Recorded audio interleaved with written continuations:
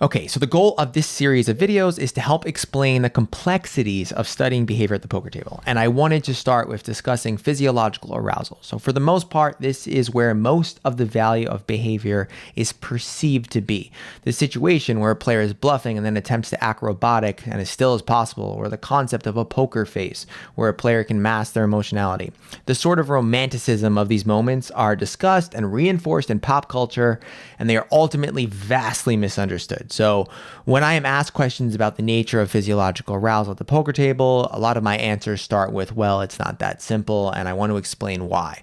So first, you need to understand that poker is a very, very complex game, and there are different levels of interpretation that exist within the game.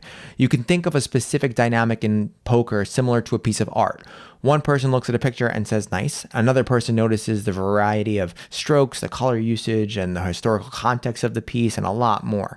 Training and experience is what ultimately brings that level of complexity to life. However, the difference in perception greatly influences behavior. Poker is a game of incomplete information, so a player doesn't know what their opponent has, but can make logical inferences based on the information available to them. Players are essentially using information to make a decision at vastly different levels of complexity. So this is very important because a player's ability to accurately process the information in front of them influences their own behavior. For example, an experienced player can be in a spot or situation where they are very likely to have the best hand and not have the deductive power to actually recognize it. They can perceive they are bluffing when in reality their hand actually has value, or vice versa. This is one of the reasons why studying the dynamics of physiological arousal at the table are a bit more complicated than people make it out to be.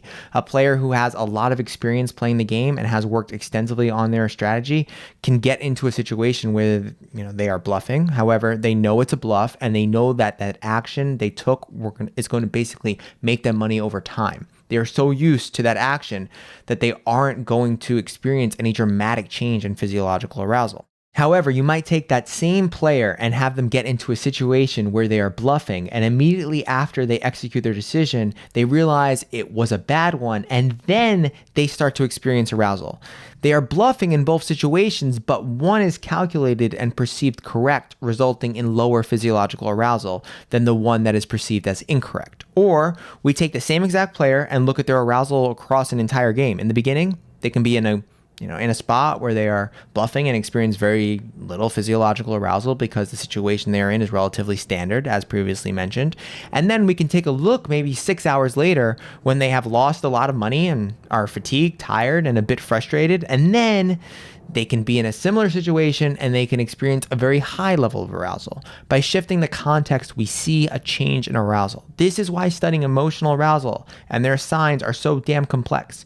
You need to understand a player's experience, skill, cognitive health, emotionality, and contextual actions in the game in order to paint a true story of their arousal. And in any given situation, a lot of these variables can change related to the swings in the game.